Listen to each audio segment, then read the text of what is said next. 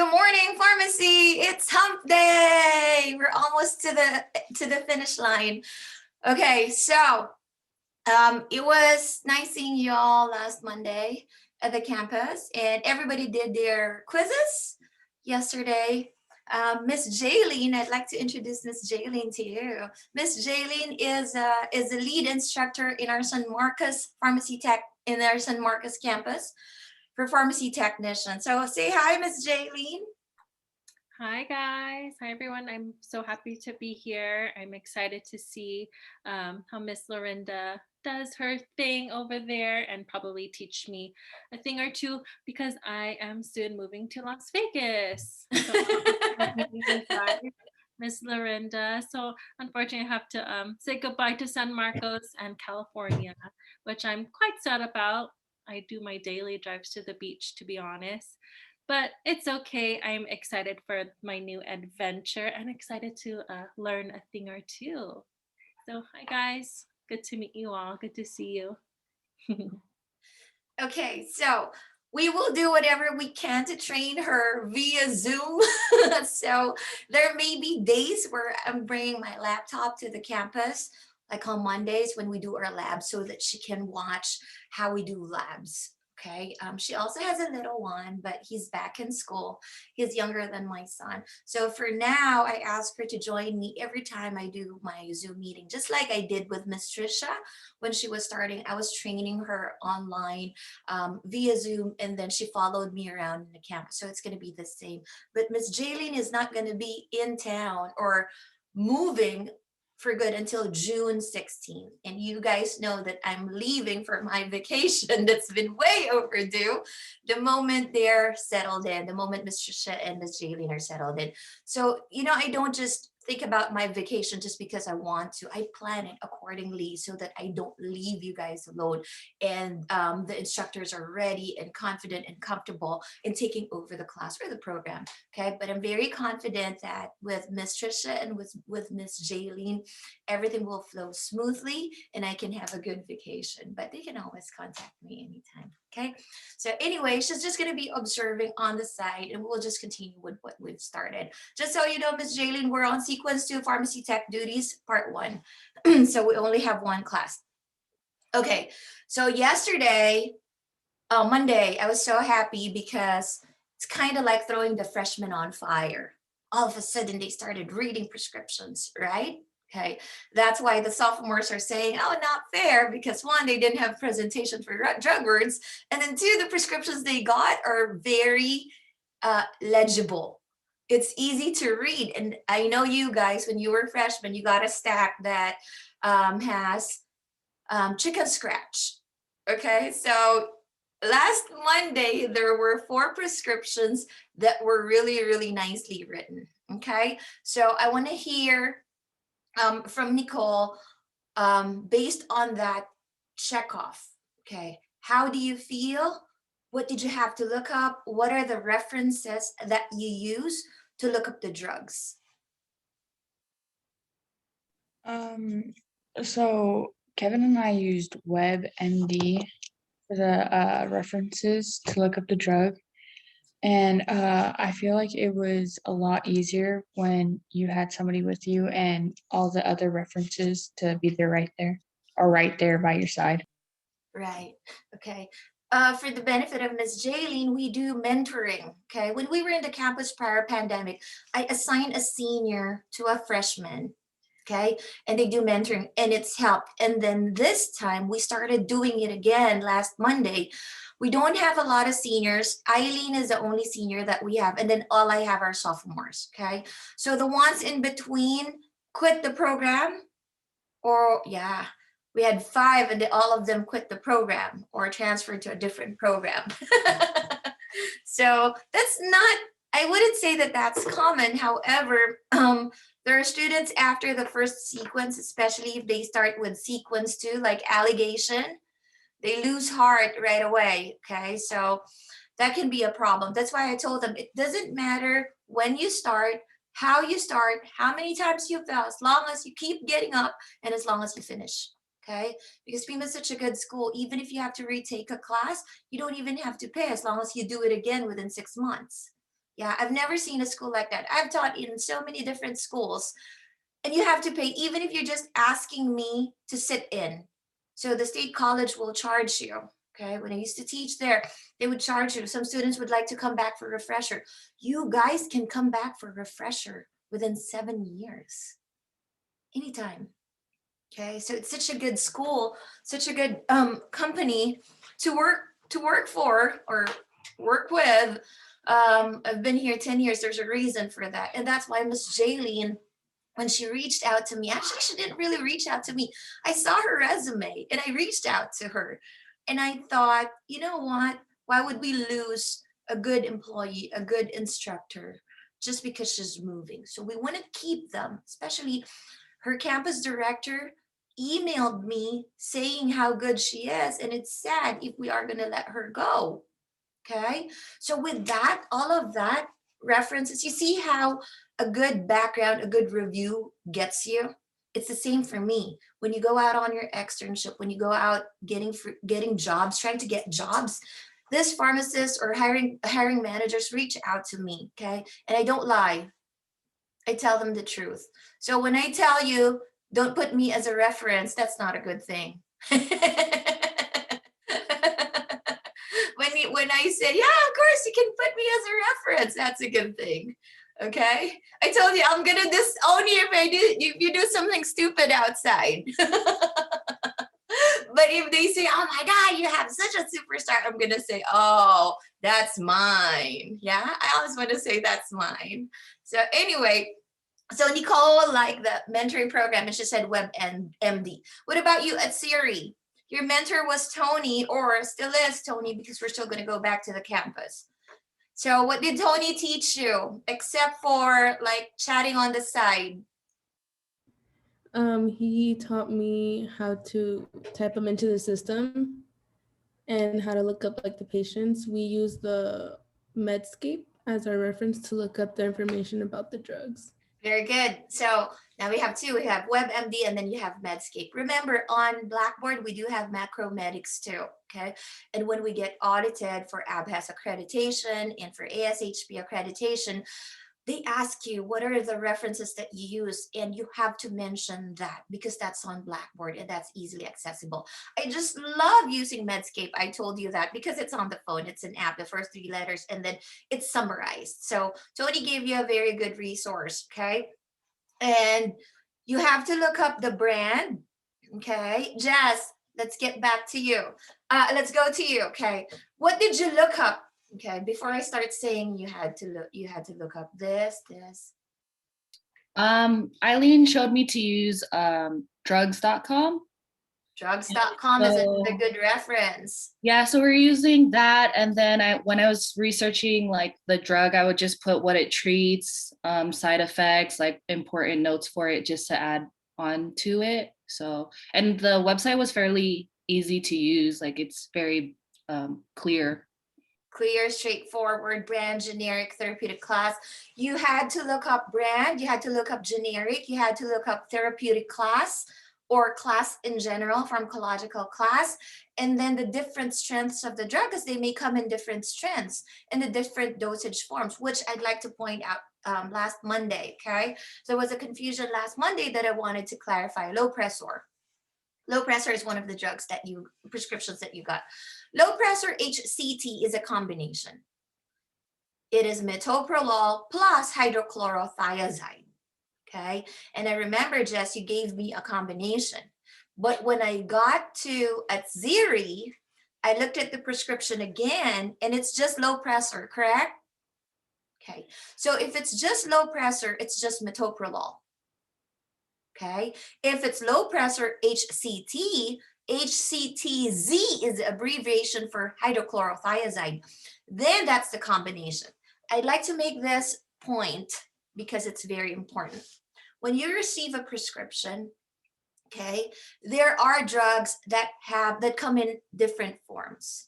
It may come, what forms am I talking about? First, dosage form, okay? It may come as a tablet, a capsule, okay, a solution, a suspension, okay? It may come in different strengths, but a tablet may also be EC, which means enteric coated.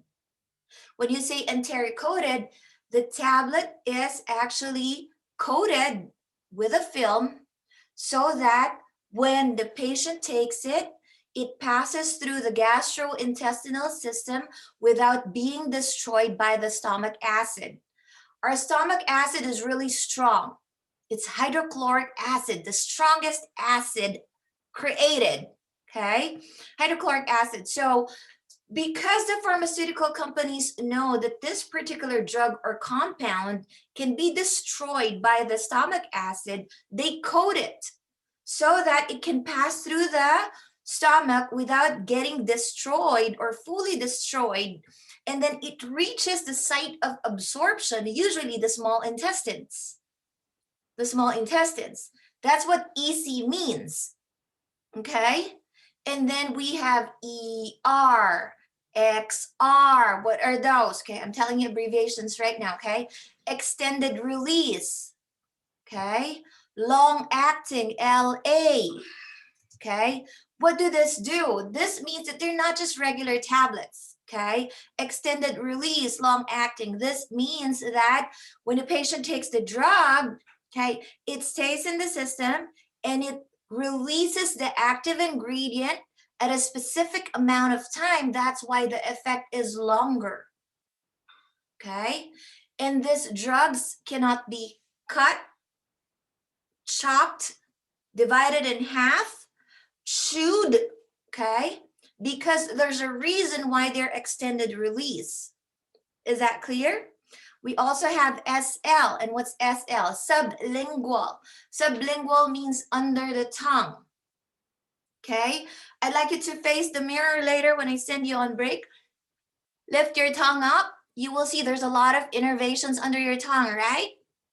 Okay, a lot of innervations mean the drug gets easily absorbed.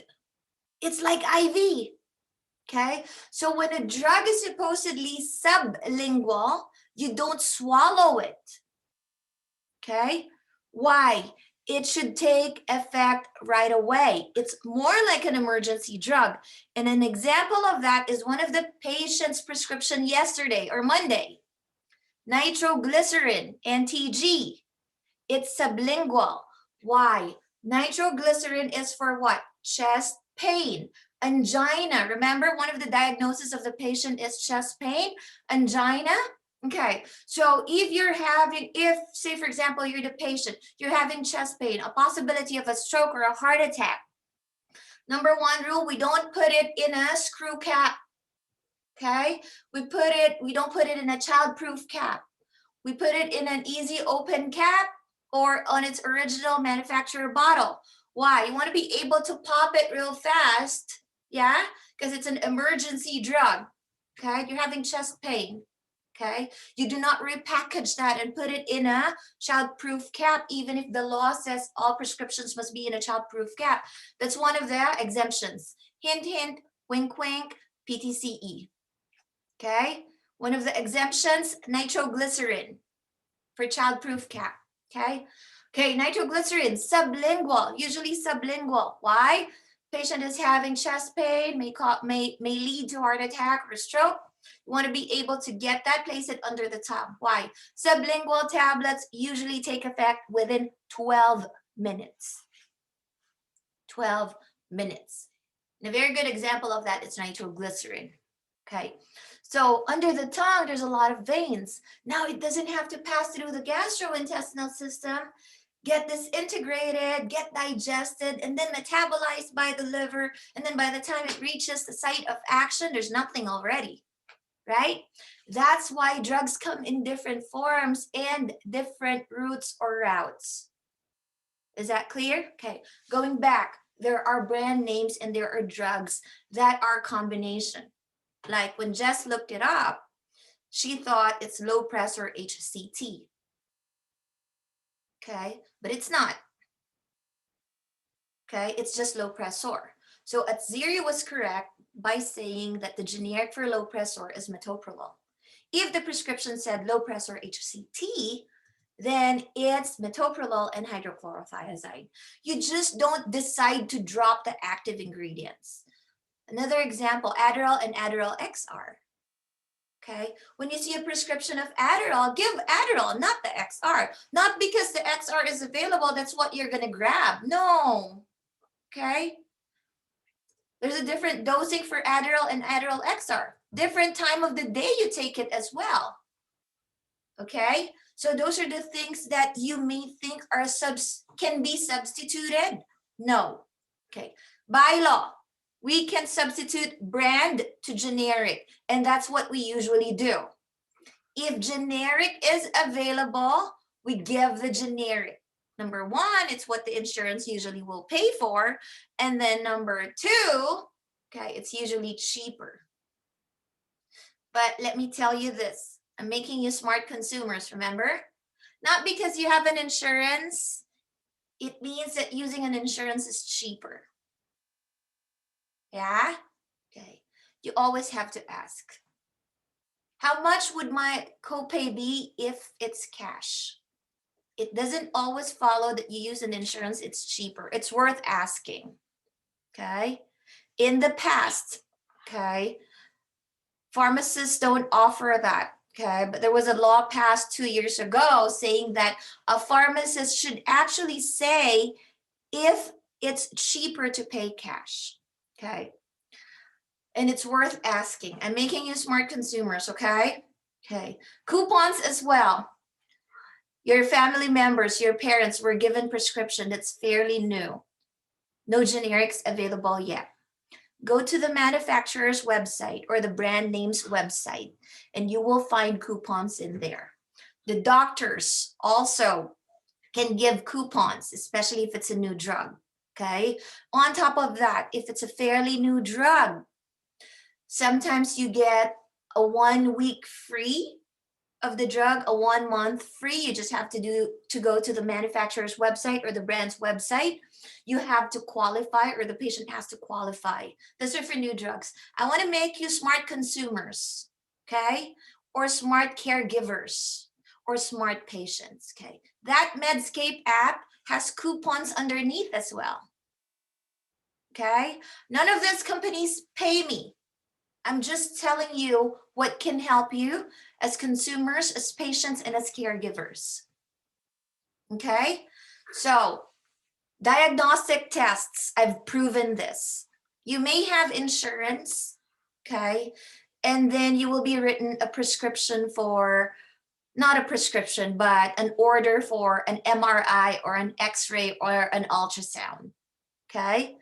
If you have an insurance, remember we have different insurances. There's high deductible, there's low deductible, there's hybrid depending on the company and depending on what you chose, okay, if you're employed.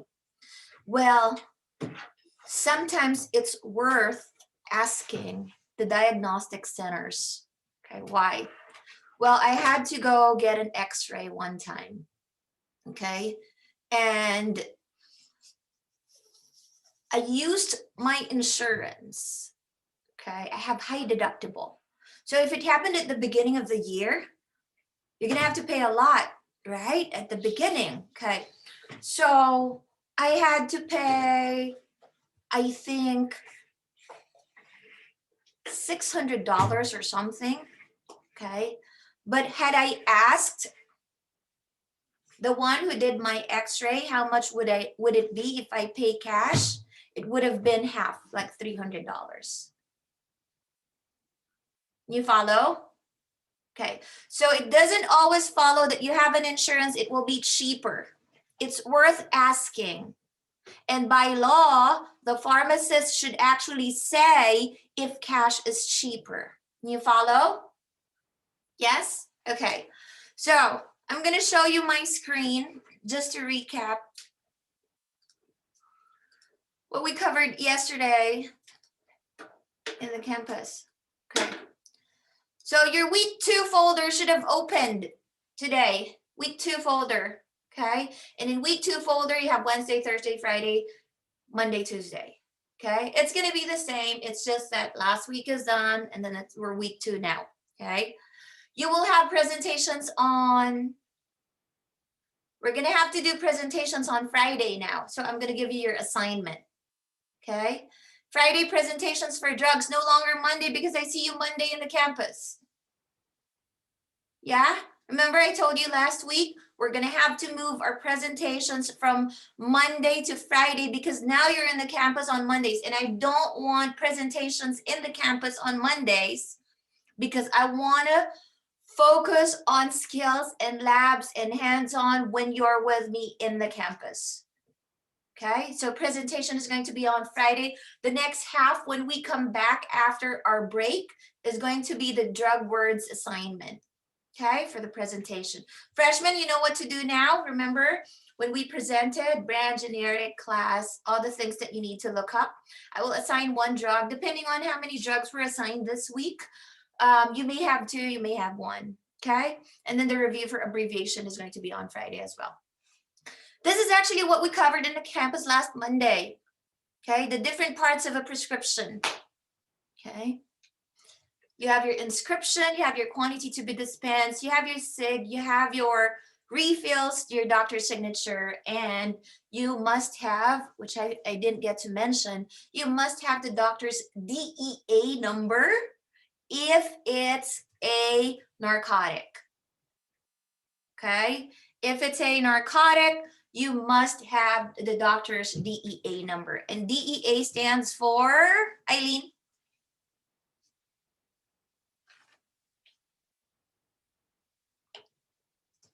DEA stands for? Drug Enforcement Administration. It's administration, not agency. Take note, okay? So the DEA number, as the word implies, is actually a number given by the DEA. Prescribers have to apply for that, okay? Given by the DEA to prescribers who are legally allowed to prescribe controlled substances, okay? This is different from your NDC number. NDC number is assigned by manufacturers, not the FDA. Kevin got that wrong on the final exam. Okay. NDC number is assigned by the manufacturers to their product. Okay, not the FDA. Okay, to their product as an identifier of their product. Is that clear? NDC number has 10 digits. You remember this? Hint, hint, wink, wink, PTCE. NDC number has 10 digits. The first group is how many digits, Kevin? 4 digits. Very good. And it represents what? I don't remember what it represents, ma'am. Robert, do you remember? 4 digits represent the what? I don't remember either. My hand is full. Eileen, do you remember? Manufacturer. The manufacturer code. Okay, Tony, what about the next 4? The product. The product code, correct. And then the last 2, you again, Tony. The company that made him. That's the first 4. The last 2 would be? The lot number. No. Eileen, back to you. The last 2 would be? Is it the size? The size or the packaging size, okay? That's why I said it can be 30, 60, because it comes in a 30 tablet bottle, 60 tablet bottle, and sometimes it's a code for the actual packaging, okay? That's why when a manufacturer creates, say, for example, amoxicillin, the first 8 will be the same. First 8 digits, if it's the same manufacturer, same drug, only the last 2 will vary, okay? Remember, okay, the EA number is assigned by the DEA to prescribers who can prescribe controlled substances, okay? NDC number is an identifier for a product assigned by the manufacturers themselves, okay? Not the FDA, okay? I want to clarify that. Okay, this we discussed last Monday as well. Why am I highlighting prescription? Pharmacy tech duties, this is your job. 90% of your job, would say 99, would be reading prescriptions, okay? Or taking orders over the phone. I told you, that's why I test your listening skills, because not all prescriptions come in paper format or digital format. Some are phoned in, and that's legal. And that's legal to phone in prescriptions. But it has to be faxed in, okay, within 72 hours. Okay, hint, hint, wink, wink, board exam. Remember this numbers I'm telling you, okay? You know how many students come to me and tell me the questions that they got? That's why I have a lot of questions in my question bank, okay? Because they tell me what they got on the board exam. Okay, so writing the SIG. We're very particular. I'm very particular with the format that you write the SIG, remember? Nicole, let me see if you remember. If there are two things that we can add on a SIG, because we can't add anything, we can't take out anything, but we're allowed to add 2 words on a SIG. Okay, what are those 2 words that we can add on a SIG, Nicole? Would it be the verb and the root? The verb and the root, very good. So you may add the verb at the beginning, which is, give me examples of verbs or action words at the beginning. At Ziri, what did I say? If it's a suppository, what should the verb be? Unwrap and insert. Very good. Unwrap, then insert. We're hoping that it's not the foil that they insert, right? It's the suppository that they insert so we don't have rectal bleeding complaints later on. Okay, Jess, can you give me an example of another action word that we can add on a SIG? Take. Take, okay, usually for oral ones, okay, tablet, capsule, solution, okay. Tony, another example of a verb. What about our injectables? Oh,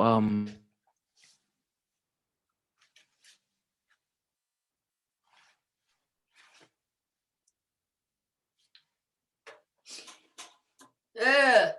rough morning. It's I just said injectables. yeah, but I'm having Friend. one of you, yeah, somebody here. I got you, Tony. I'm gonna take a guess. I'm assuming you would just say like inject Inject. and Yeah. like give a certain solution. And then the root, inject intramuscularly towards the end, right? Inject intravenously, inject subcutaneously. That's when the route comes into play, or the root comes into play. Very good. Good catch, Robert. Okay, what about dermatologicals, Kevin? What would the verb be for dermatologicals? Apply. Apply. Yeah, very good. Okay, so those are the verbs or action words, some of the verbs or action words that we may add. Here comes the root, because you said we're allowed to add the root. Okay, I'm still showing my screen if you're actually paying attention. Okay, here comes the different root or routes. Eileen, give me a root or a route. By mouth. By mouth, which abbreviation? PO. PO, per orem, from the Latin word per orem, by mouth. In Spanish, por oral, if you want to remember it that way. I have how many Spanish speakers? Raise your hands. 1, 2. At Siri, you speak Spanish? Yeah, 1, 2, 3. Okay. Just no? Okay, so por oral, easy to remember than Latin. Per orem. That's why I say these words. We had Latin in pharmacy school. I told you that, right? But I don't want you, because when I started pharmacy school, I was like, how did it become by mouth and it's PO? Like, doesn't make sense. So I'm telling you how it became PO, okay? A lot of your medical terms come from Greek or Latin roots. Okay, that's why. Okay, so I'm also helping our Spanish speakers so that you can remember, por oral, okay? Another root or route, Tony, now salvage. Redeem yourself. By mouth was already said. Eileen just said that. I was testing the class. Good job, Eileen. I'm proud of you. You are my problem child now. Joe, I'm not. It's a rough morning. I'm not, I promise. Why is it a rough morning? There's so much going on. Everybody's got so much going on. I forgot how to say it for the suppositories because I don't want to say it like forgot how you say Here it. comes the suppository. The question on suppository. Last. No, you were telling us in class, but I forgot how you say it. Like, I don't want to say it like in the wrong way. To Tony, remember do you it, want some help? please? Would it be like unwrap and insert into rectal cavity? Rectally. That's what it is, rectally or rectal cavity. That's what I. Very good. We talked about this. Got you, home slice. Thank you. So it's rectally, okay, or per rectum. That's why the abbreviation PR, okay, or into the rectal cavity. That's also good, okay, but we use PR, which is per rectum. You see, guys, on your lecture packet, it's all in there, okay, but I'm trying to make the topic concise and related, so I'm talking about these things. Okay, you should be taking notes or you should be highlighting your packet as I'm saying. I'm not on that page. However, I'm mentioning all of this. Okay, so PR is the abbreviation per rectum or rectally. I told you cannot say like kids say it, like in the butt. Okay, insert in the butt. No. Okay, and you can't even say anus when you transcribe it on your SIG. Okay, rectally. Per rectum, PR, okay? Robert, can you give another one? Root or out? What is it really, root or out? I really don't know, tomato. Give me a root. Robert. Tomato, potato. Can I have like 5 seconds? Because Oh my gosh, there's so many. I just mentioned the injectables. Yeah, the injectables. Okay. To the skin on the Like to like you said, into like a certain muscle. Okay, so what's injecting into the muscle? What root is that? What? Can I hand this down to Kevin or Eileen? Okay, call a friend, Kevin. I got you. So there's IV, intravenous. Okay, There's there you I- go. Slow down. One at a time. IV is intravenous or intravenously into the vein. Okay. Next, Kevin. Intramuscular. Abbreviation? IM. IM. Intramuscular or intramuscularly. That's when you inject it here, on your glutes, on your thighs. Okay, next. Subcutaneously. Subcutaneously, abbreviation. SC. It can be SC, but we use more sub-Q. Sub, Sub-Q. the word sub, and then the capital Q. In the old days, we use SC, and then subcut, okay? All of those are acceptable, okay? Can you say more? So just under the skin is subcutaneously. What's another one? Injectable. Isn't into your deltoid one of them? No. No, that's gonna be No. intramuscular, right, Miss Yeah. Jaylene? If it's deltoid, okay. Another example would be, it might not be familiar to you, intrathecal. Yeah, when we have to inject on the spinal cord, okay, which is anesthesia, and yeah, so that's another injectable, okay? We have subcutaneous, intradermal, ID, okay, intradermal. That's why we study the different skin layers, okay? Okay, at Ziri, another route or route you can think of. The common one is the PO by mouth, and then Tony mentioned rectally.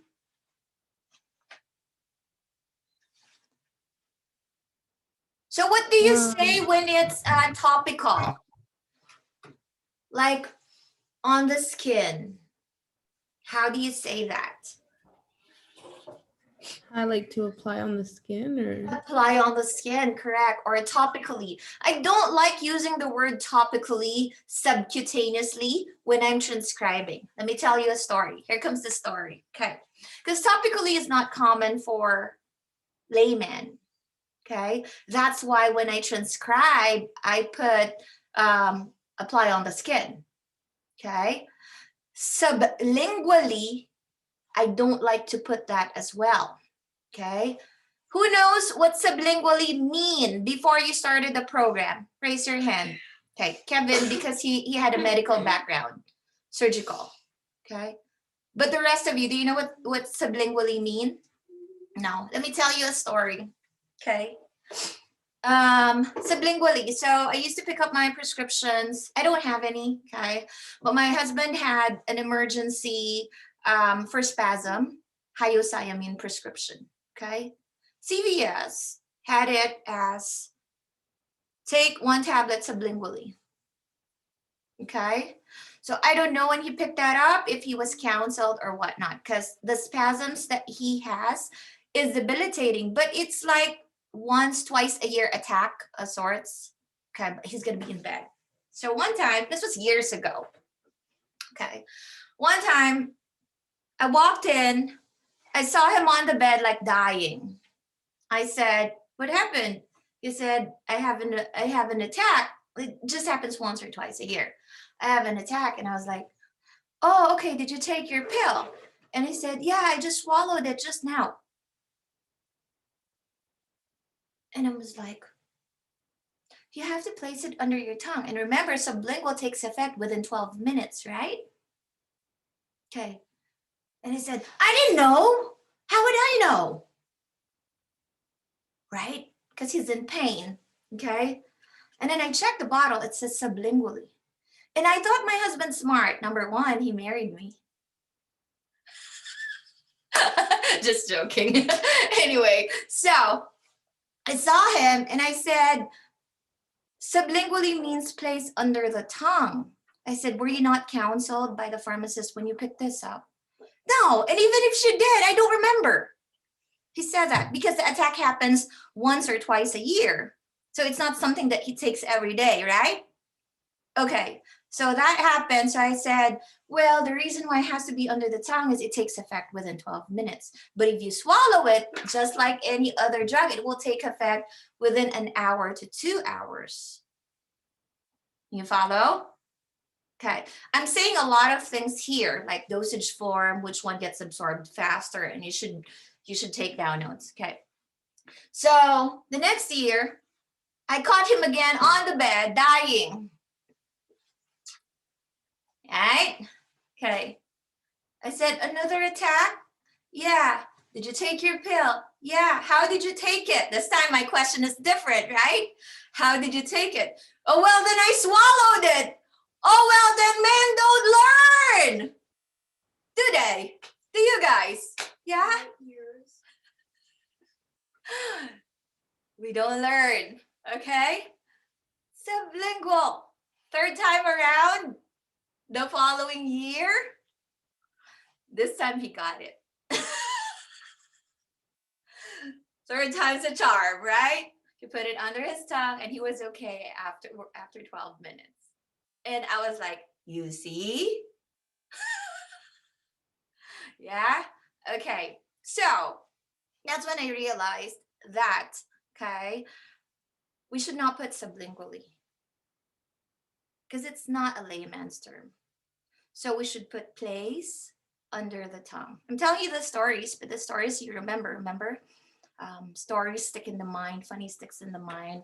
Okay, so sublingually should be avoided because it's not a layman's term. So placed under the tongue. Okay, pediatric. Walgreens does it this way. So if I need to pick up a prescription for my son, it will say, give Benjamin. Because they know that it's a ped, okay? It's a pediatric. He's not just going to take it himself. Give Benjamin 5 ml. You follow? And then continue. Writing the sig, let's go back. So verb, take. What's next? The quantity. 1 to 2, okay? 5 ml, okay? Of what? Tablet or dosage form, okay? Or capsule, okay? By mouth, the root, okay? How many times per day? Which is frequency. 2 times a day, 3 times a day, 4 times a day, once a day, at bedtime, before meals, after meals, okay? And then for how long, which is the duration of the treatment, for 10 days, for 30 days, for 5 days, for 2 days, okay? Use familiar words, okay? CC is more European, okay? CC, we don't use CC, we use ml, Okay, we use ML. Do not add or remove anything from a SIG except for those two, the verb and the root. Okay, here are very good examples on how to write the SIG. First example would be 1 tab Q4 HPRN pain. The way we transcribe that would be take, and then the number 1 tablet by mouth every 4. Can you see the number 4 and then the word TO? Yeah, to 6 hours as needed for pain. PRN means prorenata, as needed. Okay, it's not a dash on the 4 to 6 because sometimes or many times our patients just look at the numbers. Okay, another thing I'd like you to avoid, I mentioned this. Once, the word once, O-N-C-E, twice, T-W-I-C-E, thrice, T-H-R-I-C-E. Avoid those words. Why? A lot of people don't understand that, especially, you know, in this town, we have a lot of immigrants. A lot of these immigrants, 90%, they understand English. They went to school to study English, but formal English. Okay, formal English. So they don't know slang, especially now urban dictionary. Okay, they don't know these things. Okay. And another thing that's dangerous on the word once, O-N-C-E, is it's also spelled the same way as once, which is 11. Okay, there was a case somewhere in the East Coast, true story, okay, wherein a patient, Spanish speaker, was given a prescription and it says once a day. The patient took 11 tablets. Once. Same spelling, isn't it? Isn't it the same spelling? That's what I was just thinking. Once. It's just thinking it said on the side. Yeah. So instead of taking 1 tablet, it became 11 tablets. Okay. That's why I want you to avoid the words once, twice, thrice. Okay. So how do we say it? Take 1 tablet daily. Take 1 tablet every day is a better transcription. Is that clear? Okay. So go back to the example. Take 1 tablet. We added the words by mouth, which is the root. We added take, which is the verb. And then everything was as is. Every 4 hours as needed for pain. Okay. Next example. 1-2 caps every 4-6 HPRN pain.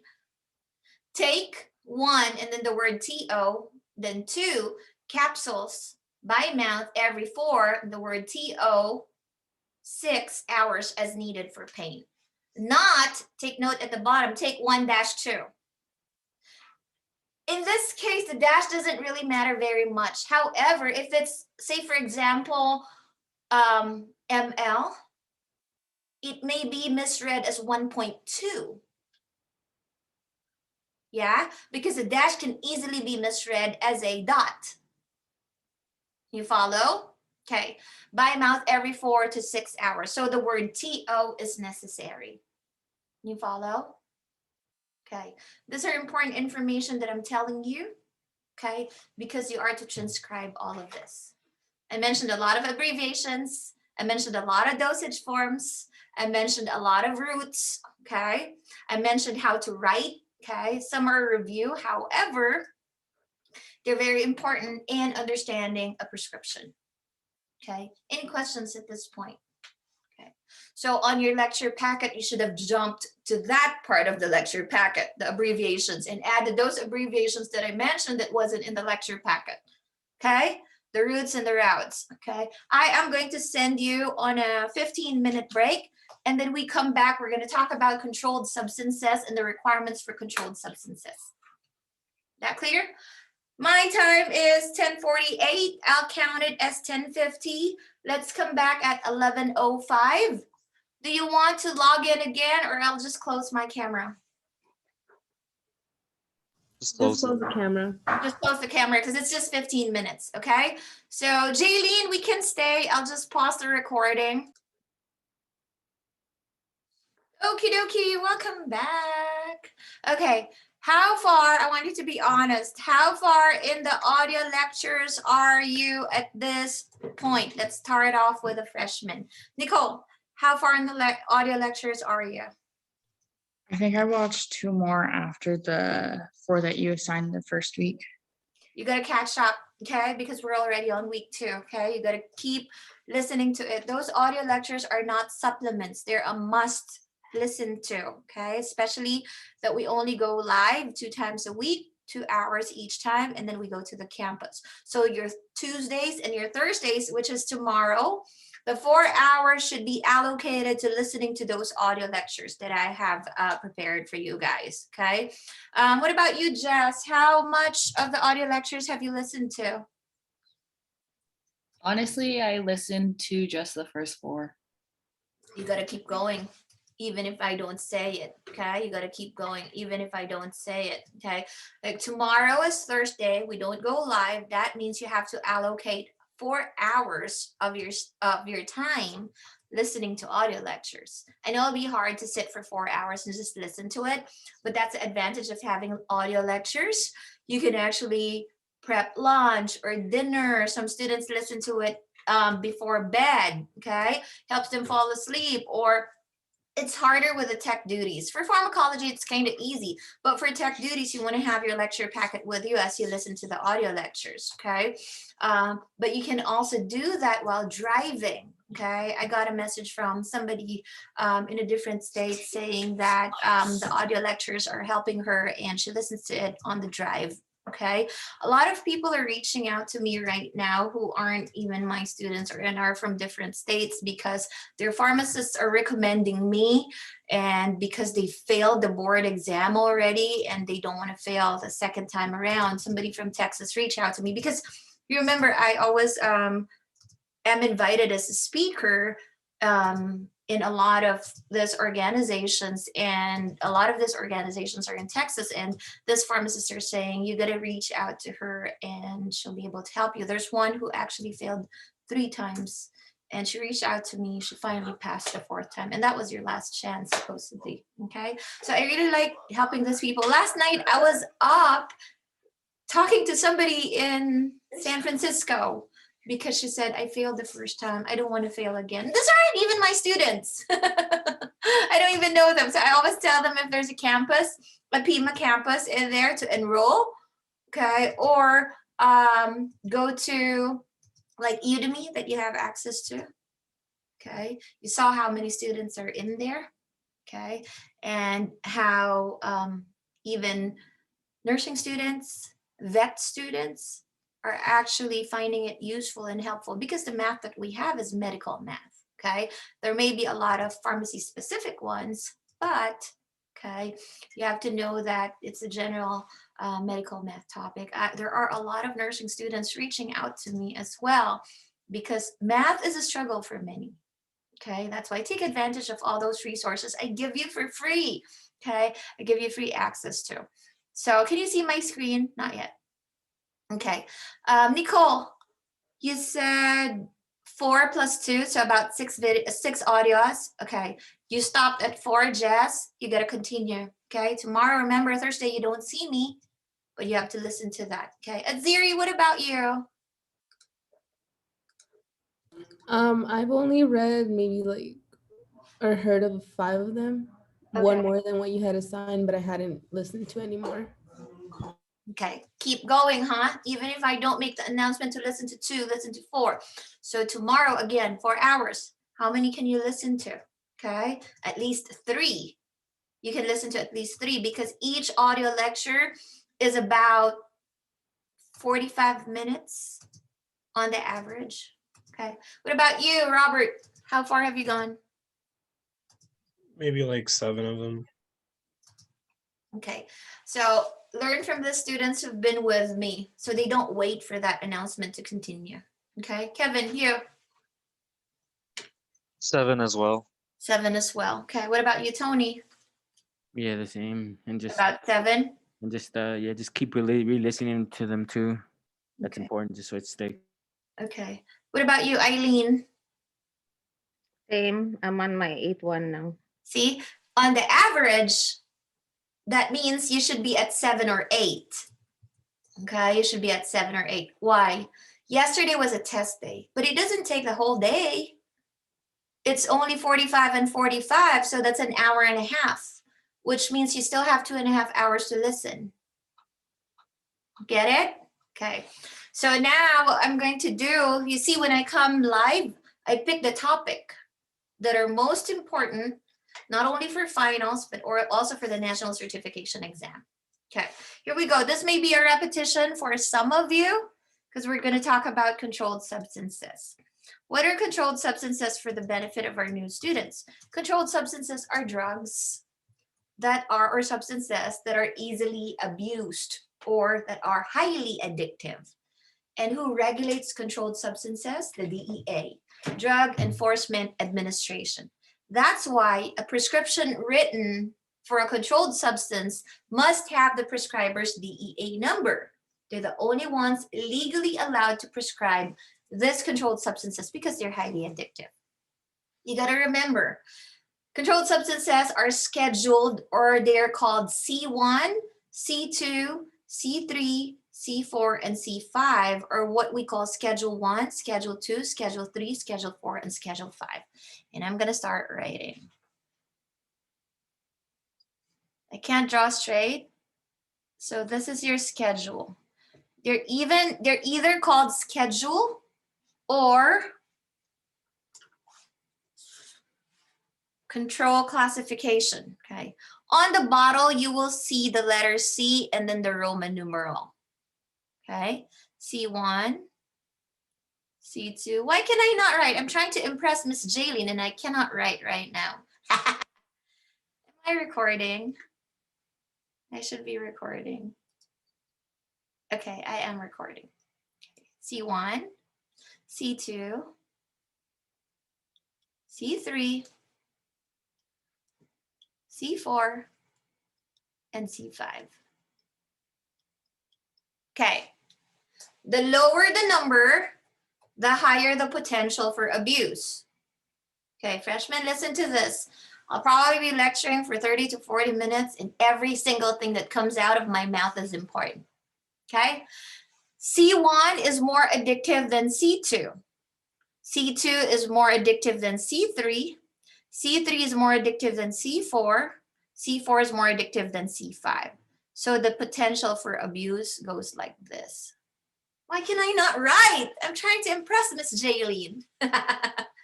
Okay, the lower the number, the higher the potential for abuse. Can you follow?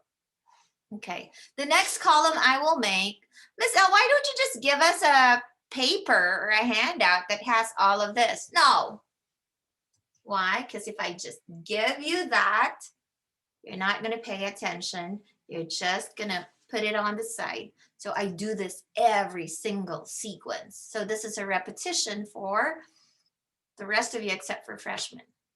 So I'll put here the U's. Okay. C1, no approved therapeutic effect. These are your street drugs. Okay, asterisk on the marijuana. Okay, marijuana, medical marijuana, I put asterisk, okay, is still classified as C1 federally. State by state varies though, okay? In your packet, I put there the 11 original states where marijuana was illegal, original, prior to that election, where marijuana was legal, and Nevada is one of them. 11 original states where marijuana, medical marijuana was legal. Okay, now there are more states where medical marijuana is legal. However, I want you to remember this. Marijuana is C1, federally classified. Okay, and I tell you this, hint, hint, wink, wink, PTCE. When state and federal laws differ, we follow whichever one is more stringent, meaning whichever is more strict, whichever is stricter. So if federal says it's a C1 and the state says it's legal, when there's a problem, we still follow the more stricter one or the stricter one. Okay, in any law. I had this during inventory. Say, for example, federal says keep your files for controlled substances for 2 years, but the state says keep your files or your prescriptions for 3 years. Kevin, which one do you follow? Based on when state and federal laws differ, follow whichever one is more stringent. Can you repeat it one more time, ma'am? Say, for example, the example is federal, they said to keep your controlled prescriptions for 2 years in file. Okay. But the state says keep your prescriptions of controlled substances for 3 years. Which one do you follow? You would follow the state because of the 3 years. You would follow the state because in my example, the state has a stricter rule.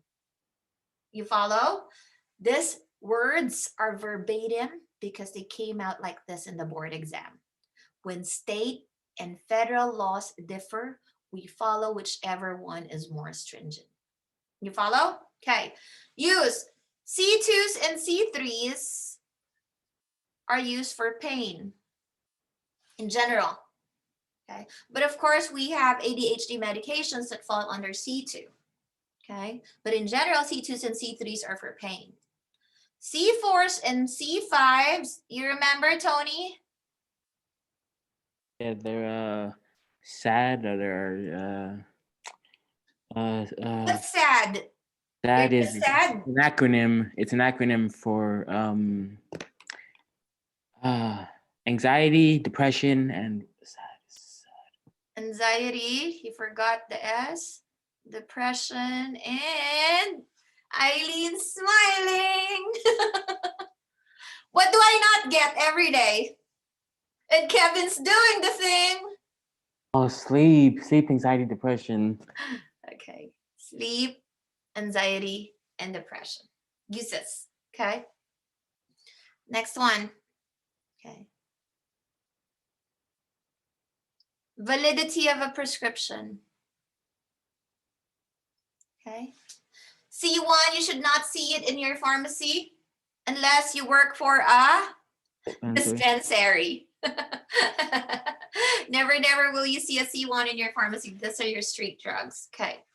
C2, prescription. Miss Jaylin, this is based on Nevada laws. It may be different for California, okay? C2 prescriptions. How long is a prescription good for C2s? Kevin. 2 weeks from the date written. Let's say it in days. 14 days. 14 days from the date written. Okay, I verified this. Day 1 doesn't start the day it was written. Remember that? So if the prescriber wrote it today, April 7th, day 1 starts tomorrow. 8, 9, 10, 11, 12, 13, 14, 15, 16, 17, 18, 19, 20, 21. So till April 21st, you can fill a prescription with a C2. Okay? A C2 prescription can be filled 14 days, so up to April 21st. It's still a valid prescription. Can you follow? Yeah? After that, you're not allowed to fill it anymore. This laws and rules you must know. You're going to be in trouble for this. Okay? So 14 days, valid. Okay? 14 days, valid. After that, you cannot refill. The problem here, not really a problem, but the reality is you won't see this patient's wait until day 14. You will see the minutes to within an hour of writing the prescription. They're picking it up. Why? They're supposed to be in pain. We're praying and hoping that they're in pain, not drug addicts. Remember our opioid epidemic problem I talked about? Yeah. Okay, supposedly they cannot live without this pain meds. That's why they're there within an hour of prescribing it. Okay, but you should know that this particular prescription with a C2 drug on it is good for 14 days. Okay, Robert, you're next. C3, C4, and C5 prescriptions are good for how long? 6 months. 6 months from the date it was written. Jaylene, is it the same for California? No?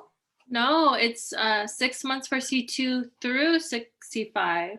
I know, I was just checking. I was like, wait, I know, I think that's different. That's why I have to give you a heads up. This is Yeah. Nevada. Interesting. Yeah, see how laws differ? She's in California, she's in San Marcos. And theirs is 6 months, C2 to C5. Yep. Okay, so moving on. See, nice to know. Okay, moving on. Validity. Now let's talk about refills.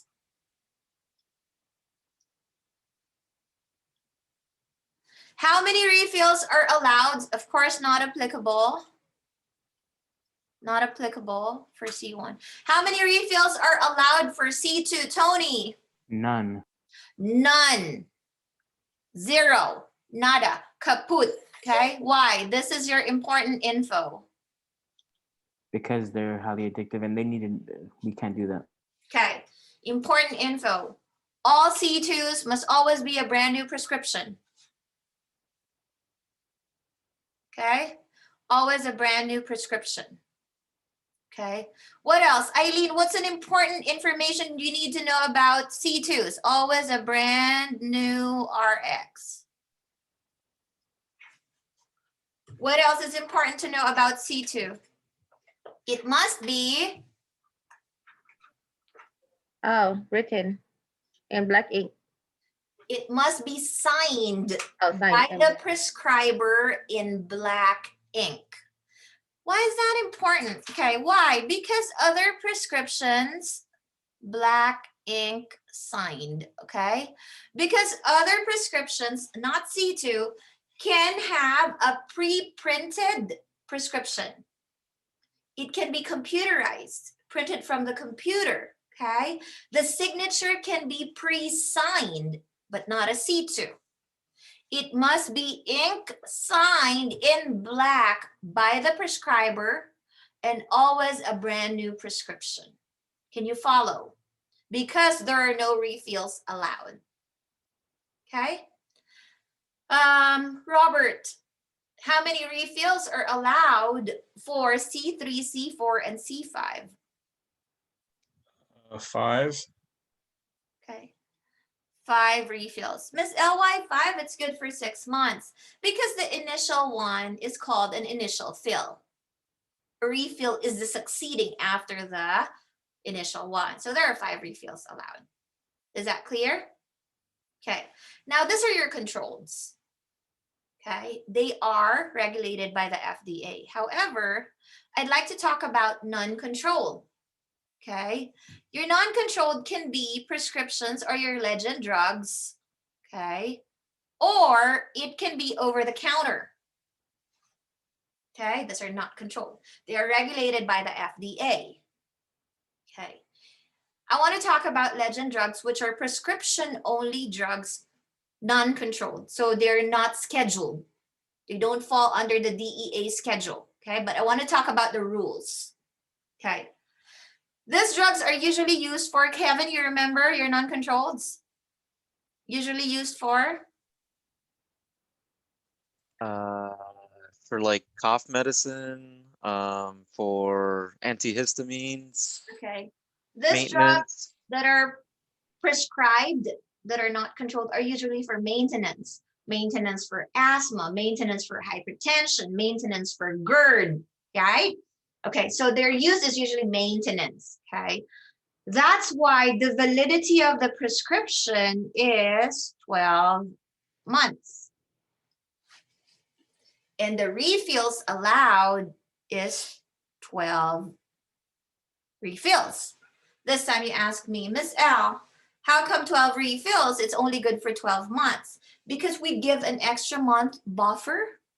Remember, this is our maintenance drug, so that the patients can actually schedule for their wellness check or their annual physical exam. They have an extra 1 month to do that. Okay. I know it's crazy to schedule doctor's appointment, especially with a VA. Especially with a VA. So this 1 page I just did, no, I'm not going to give you a handout on it. I'll repeat it every sequence. Okay. And you have to make your own. to test yourself. These are important information, okay? This covers controlled substances, the rules in controlled substances. I actually want to hear from Ms. Jaylene, California-wise laws, how this is different, how Nevada is different from California. It's good to know. Okay, she mentioned one, C3 to C5 is good for 6 months in the state of California. Yes, 6 months, and they can do 5 refills in 6 months. So that's the same. Even C2. Say again? Even C2. Nope, same there too. C2 is no refills here. Same thing. Okay, C2 is no refill, but prescription is only good for, is good for 6 months. 6 months, right. So if they don't fill it, you know, what they should. Which doesn't happen.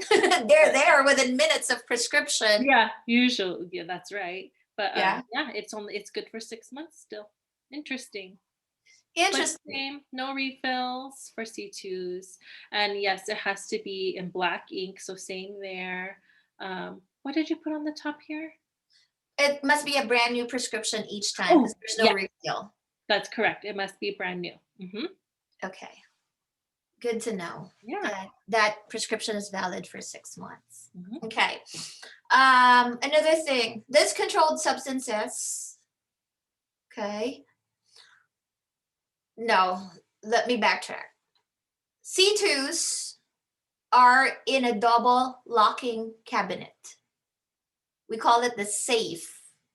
Okay. Only C2s. And only the pharmacist in charge has the key and should have access to it. Okay. First question I got, Miss L, how come when I'm working, the safe doesn't have 2 locks? One question was raised to me, which was a good observation. There's only 1 lock to the safe. I said, this is how they get around this. The first lock is the main door of the pharmacy, which usually has a keypad. First lock. The second lock is actually the safe's lock. Can you follow? That's their go around. Ms. Jaylene, is it double locking key for California too? You know what? I don't think so. I've actually I went to visit an extern site that was have been continuously robbed. So the robbers knew exactly where it was kept and they would break it open and take everything. So what they did was just mix it in with all the medications. Oh, wow. So a robber, you know, would have to take a long time to look through all the shelves. Right. And hopefully by that Find time, it. yeah. So hopefully by that time, the police would be there by the time Right. they caught whatever. So I don't think that. Yeah, I guess it's different. Okay, so Nevada law, it must be C2s must be in a double locking key or in a safe in a cabinet. C3 to C5 mixed with the other drugs, arranged alphabetically by generic name. Okay, you can see my background is a pharmacy. You can see that when you're at the lab, if you're observing, that's how the drugs are actually arranged, alphabetically by generic name, and then the strengths next to each other, 10, 20, 30, whatever strength they come in, okay? That's one. Another thing, in nursing homes, assisted living, hospitals, all controlled are in a safe. All controlled are in a safe, okay? So that's a difference. In Ms. Jaylene's example, they're getting robbed all the time, so they just mix it with the rest. So the robbers can't just grab everything, okay? Yeah. They have to actually find it. Yeah, that's at an outpatient pharmacy. But yes, in hospitals, same thing. They're tucked in the Omnicell or Pyxis machine, in a machine where you have to, you know, have your fingerprint or special code to get inside in a hospital. The one we have in the pharmacy is called an Omnicell. You see that machine with a little screen? Okay, that's a miniature Omnicell. Usually they're cabinets of 45. What we have is a 3 cabinet, okay? But San Marcos doesn't have it, right? See? Yeah, I'm so jealous. I know, and she saw that it's my fingerprint. So they gotta chop my finger. so that they could access that pharmacy. I mean, that Omnicell. But anyway, yeah, so you'll get a chance to use that Omnicell, and you'll see those in hospitals. It's basically like your vending machine, okay, but it dispenses drugs, and it's a 24-hour supply of drugs that are admitted in the hospital or in a nursing home or an assisted living, okay, and it's by biometrics or fingerprint access, okay, usually. Omnicell is a brand. I want you to know this because this may come up on your final exam, hint, hint, wink, wink, or on a major exam. Omnicell is a brand. Pyxis is another popular brand, Pyxis. It's in your packet, okay? Those are the two major brands, okay? And what are those called? Those are automated dispensing machines, okay? And what does it hold? Drugs. For what? Okay? It's a 24-hour what? Supply of drugs. So say, for example, there must be drug X 3 tablet in a 24-hour time. You saw, this can be a simple math question that we do, okay? You saw that there's 1 in there. How many do you have to add? Simple. You have to have 3 in a 24-hour period. You only saw 1 when you opened the cabinet. How much are you going to add? Tony? 2. He said 2, because at any given point, there has to be 3 in there. A simple math, okay? So that's our Omnicell.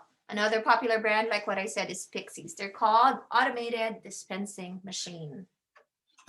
Lots of information, huh? So pharmacy tech duties has overlap on topics such as inventory, law and ethics, and computer applications, okay? That's why when you go to the campus, you're like, why are we learning drugs? It's tech duties. Well, you have to learn prescription, and prescription has drugs in it. You see how they all come together and they intertwine? Yeah.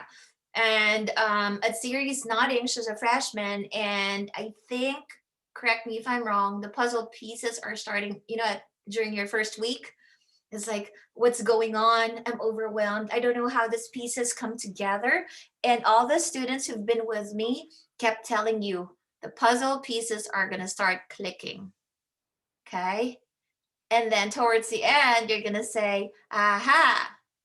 That's what it is. Okay. That's why she said that. That's why we did that. Okay. And remember, we're an advanced program. We're the only advanced program in town. So expect to do more and know more than the other techs out there. Okay. So at Ziri, how do you feel? That's a lot of information today. We may end the class in a few minutes because that's 2 major chunks that I wanted to cover. At Ziri, how do you feel? Because I saw you were nodding. It's starting to click. Everything is like falling into place with like the lectures, the notes. I have them right here, and I'm like highlighting and writing in as we go, but everything is like falling into place. Yeah. So you have to find the page. I'm not going to say the page where the note. I give you everything. And then the audio lectures help. And then the notes. And then this live. And then you going to the campus. Yeah. What about you, Nicole? How do you feel?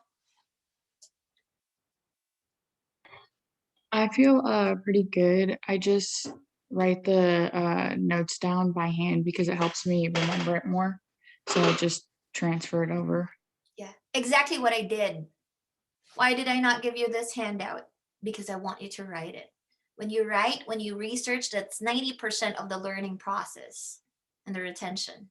Okay. What about you, Jess? I'm pretty much doing the same thing as well, just taking notes and then just gonna go over it again with the packet as well. So, but overall, I feel pretty good. That's good. Okay.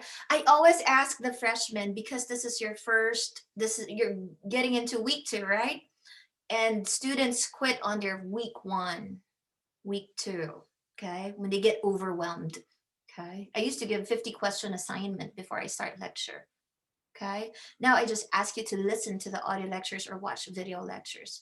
Eileen, what did you learn different or an add-on information that, because you've been with me almost 6 months now, 5 months, I'd say.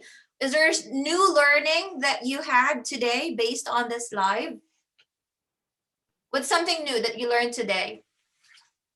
For me, it's I feel like I already learned it before, so Yeah. it's yeah. So everything is just like a review Review. of what I already learned. Yeah. She's been here 5 months, so a lot of the information I said were a repetition for her, but it helps retain the information because sometimes you forget. Okay, now let's hear from the sophomores. Okay, they've been here 7 weeks now, 6 weeks, one sequence, and then this is 7th week going into 8 weeks. I want to hear, Tony, what's something that you learned today that you didn't learn the past 6 weeks? Omnicell and Pixies is the automated dispensing machines. Automated dispensing machine, I mentioned that, and that comes up on the PTCE. Okay, what about you, Robert? What's something that you learned today that wasn't mentioned in your first 6 weeks? I mean, we mentioned the Omnicell and the Pixies, but like I feel like we went more into it today. So sorry, but yeah, that's something I learned today. So that's just what you learned today? You didn't learn anything new, but just the Pixies and the Omnicell. What about you, Kevin? For me, it was you know, how it differs from California with you know, like the C2s and versus here in Nevada, where you know it's more strict here.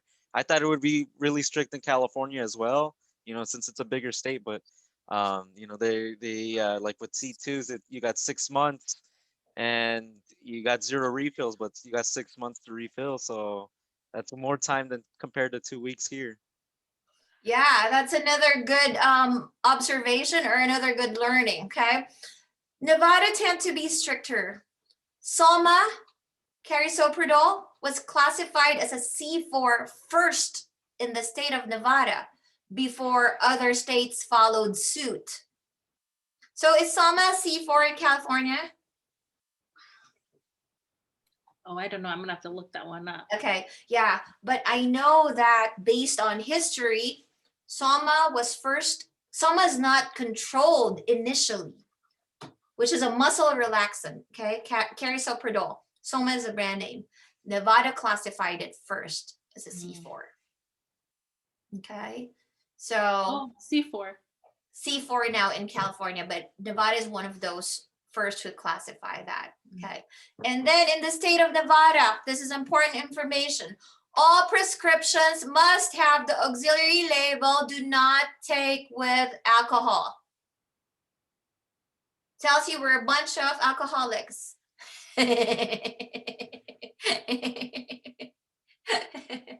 You know that I checked the stats. 90% of arrests that happened on weekend in our town alone, I'm not talking Nevada as a whole, in our town alone, is DUI. 90%.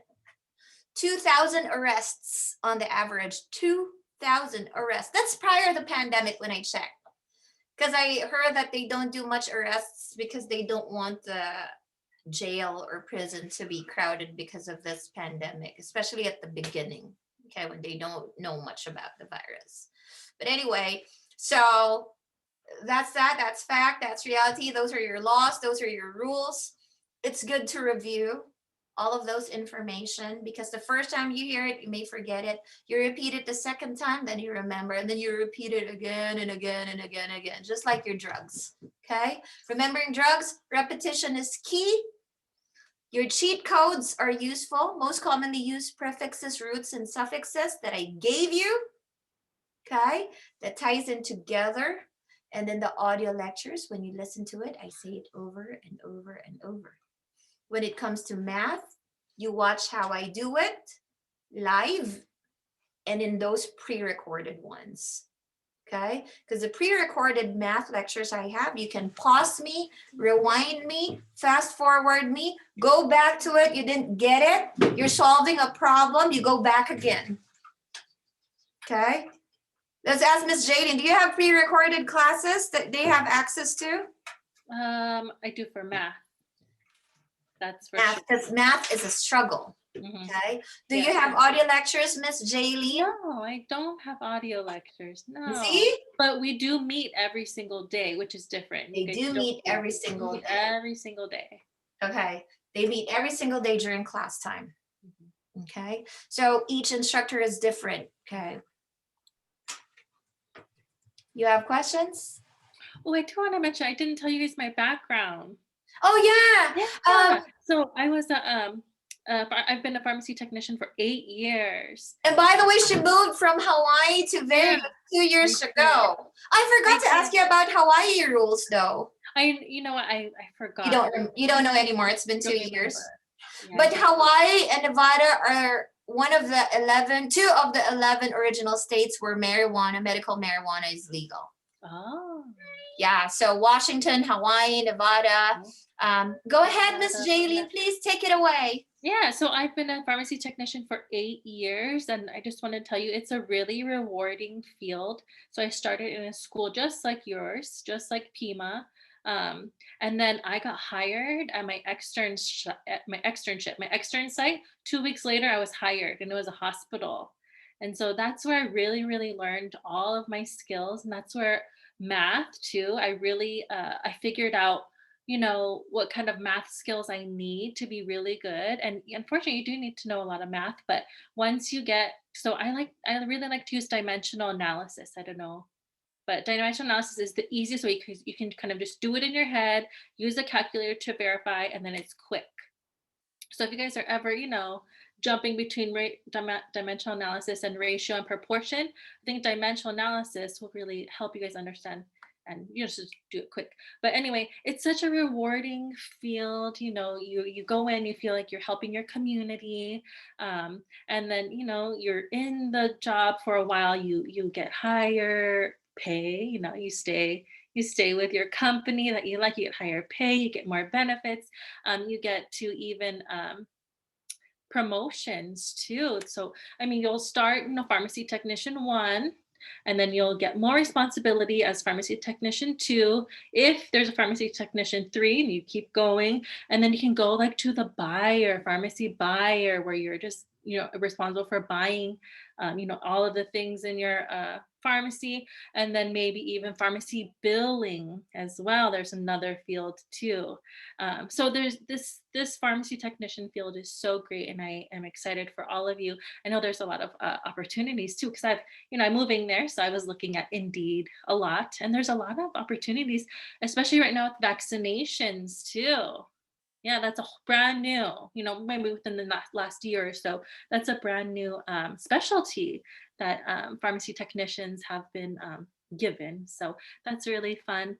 So I've worked at 3 different hospitals. So, and all 3 different hospitals use they're all different too, but you know, they're kind of similar, but just their day-to-day lives are so different. And then you know, you'll get to experience that. But I'm before I started as the technician instructor, I was a substitute here for 1 year, and then it finally opened, and I was like, oh, I grabbed it. I grabbed the opportunity to be an instructor, and I really love it. I love being an instructor.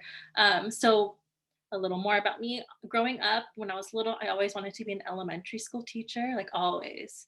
And then pharmacy, you know, just came upon me. And then now I'm mixing the two, my experience as a pharmacy technician and being a teacher, and I couldn't ask for anything better. This is like perfect. I don't have to talk to your parents. I don't have to put you in timeout. I can fail you, but I don't have to put Maybe you should. Especially Tony. I put him on timeout. You're funny.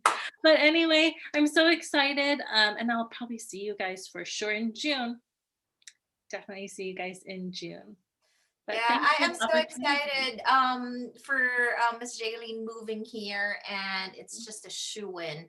That's why I said I'm gonna hold on because we really need somebody now, but I can hold on and I can wait. And also, she mentioned a very important point, which is the expanding role of pharmacy technicians. Mm-hmm. It's such an exciting time for you guys, wherein the jobs are waiting. And that's why I said, please do not be delayed. Try to show up in the campus. If there's nobody with COVID, don't just be absent because that labs is going to make you get an incomplete. Now you're going to be delayed, and we're trying to make it simultaneous. So you go to externship on time. Okay. We've had groups of students who were delayed because of the pandemic, and your group, I don't want you to be delayed anymore. That's why I force you to actually be in the campus so that I don't have to write an incomplete on your final grade. You'll get a letter and a number grade, and you will finish right on the dot because jobs are waiting. Okay. So here's to the crazy ones like Miss Jaylene and myself who decided to teach.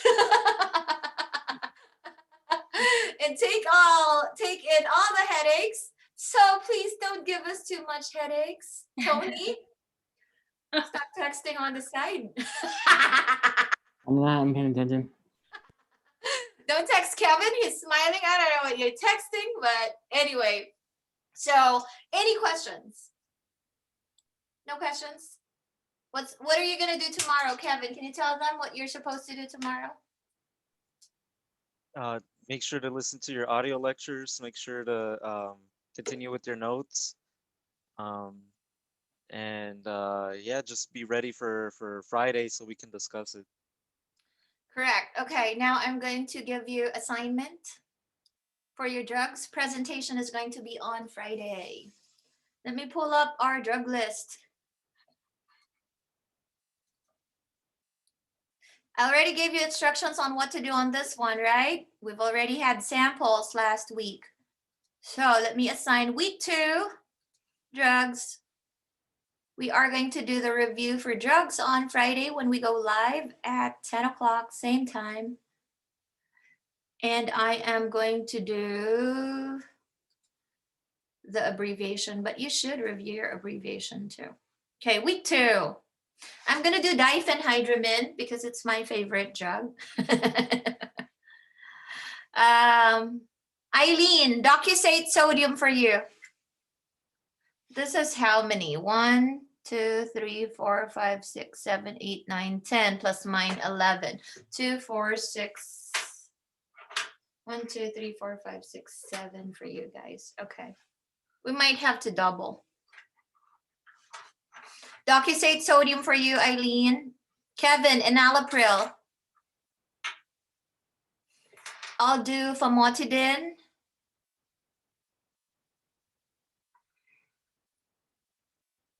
Jess, fexofenadine. That's number 16. Okay. At Ziri, number 8. I can do guaifenicid. Number 17 for you, fluticasone.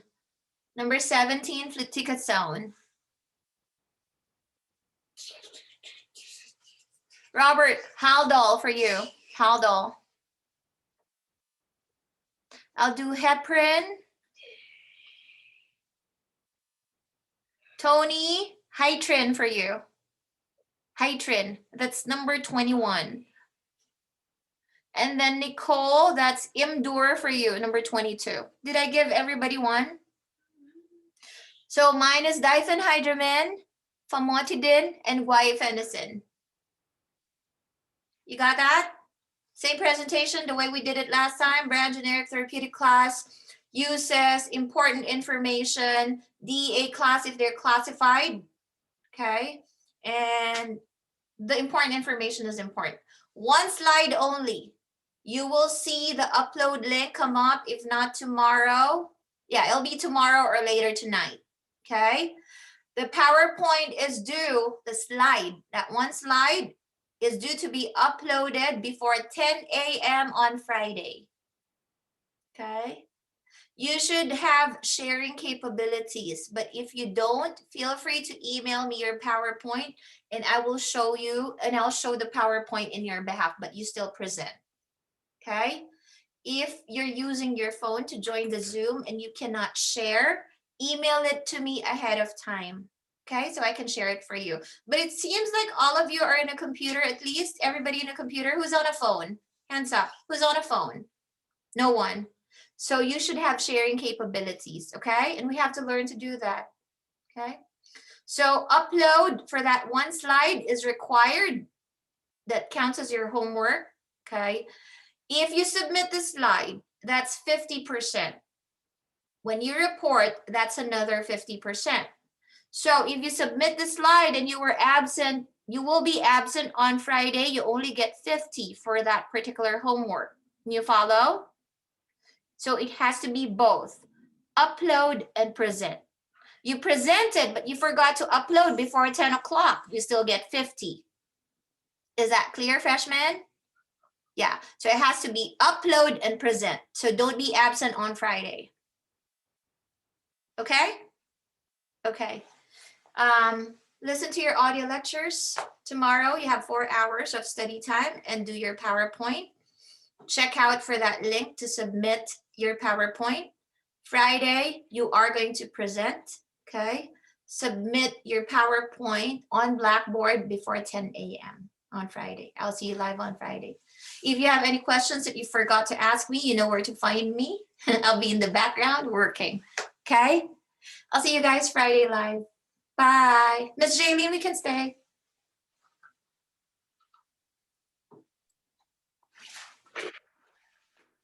Let me just stop recording.